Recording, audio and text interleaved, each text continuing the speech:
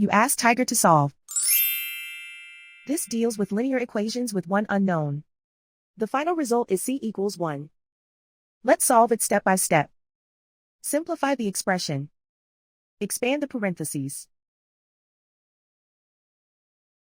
Simplify the arithmetic. Swap sides.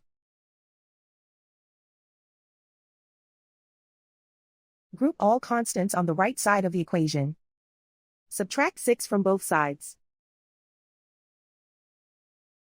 Simplify the arithmetic.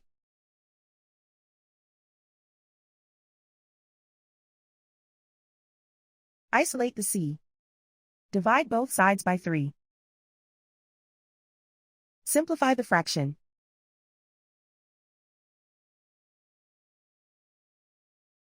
And so the final result is c equals 1.